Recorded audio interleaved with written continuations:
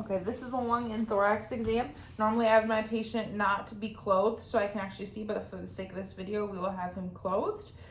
First, I would expect the anterior, lateral, and posterior sides of his chest. I would look for any lesions, any pulsations, heaves, deformities, any kyphosis in the back. Make sure his spinal process is intact, which it is.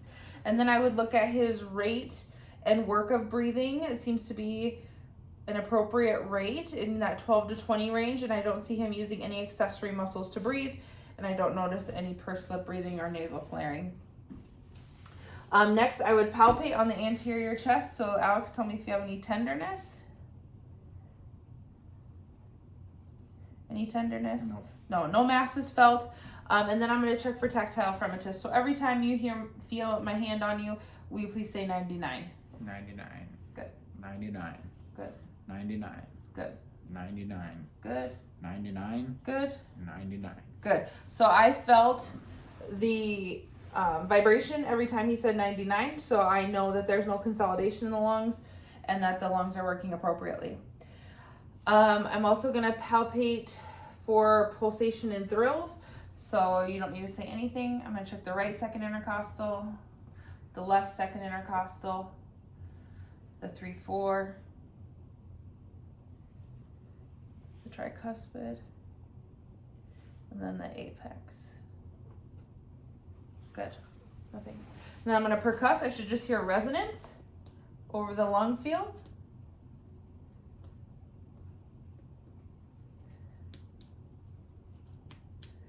Good.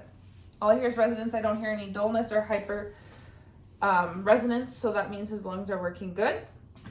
I'm going to auscultate, so I'm going to use the diaphragm of my stethoscope and listen using the ladder pattern. So every time you feel my stethoscope, just take a nice deep breath. Good. Good. Good.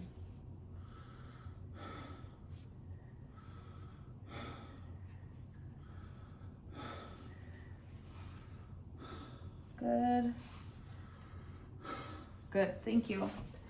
Normal breath sounds, no adventitious sounds, no wheezing, crackles, rhonchi, all sounded normal breath sounds. Next, I'm going to point out my landmarks. So we have clavicles, we have the suprasternal notch, we have the manubrium, we have the angle of Louis, we have the sternum, the xiphoid process, the costal angle and margin, so margins, and then the angle between. We have supraclavicular above the clavicle, infraclavicular below the clavicle, and then we also have the mid-sternal line, and then the mid-clavicular line. We have a right and a left.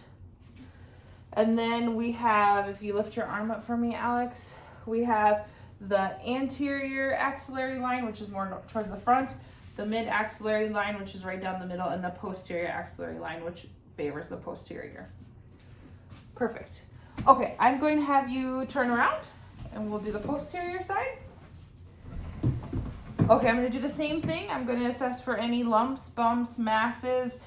Alex, let me know if you're having any tenderness. Anything noted? Nope. No? Okay, perfect, good. No masses felt. Based on this, I can tell his AP diameter is less than his lateral diameter.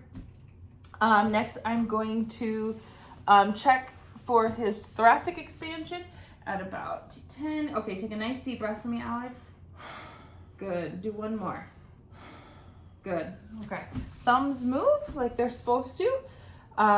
They expand together, so that means both of his lungs are inflating together. Next, I'm going to percuss. So I'm just getting resonance.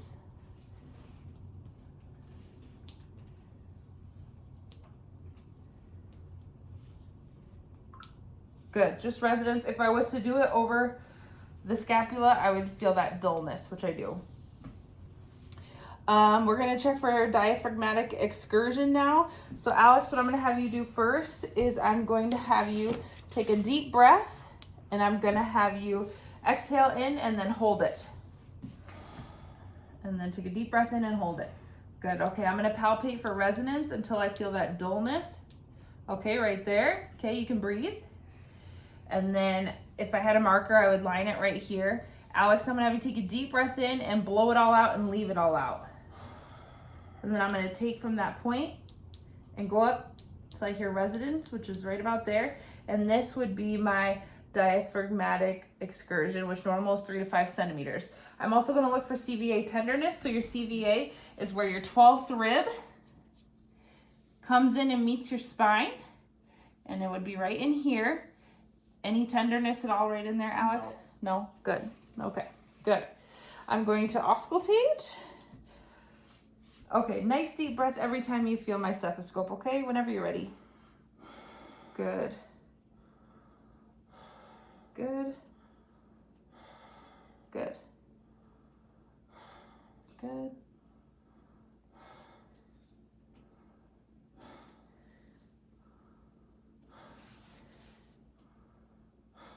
Good. Good. No adventitious breath sounds noted. They sounded good. There was no wheezing, no crackles, no rhonchi, no stridor noted. Next, I'm going to identify any landmarks. So we have our 12th rib, which is the bottom one, and that's where it comes back into your thoracic, and that's where your lumbar starts. Then we would go for the 7th, which is usually about right in here, the 7th rib. And then we have 2 scapulas. So we have our scapular line, which is right down the middle. We have a left and a right.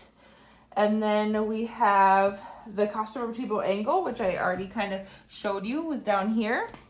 And then we have our vertebral line. And then we have interscapular between the scapulas and infrascapular below the scapulas. And then we look at this primus process, that C7T1. It's the most prominent right here, which you can feel it. Feels good, feels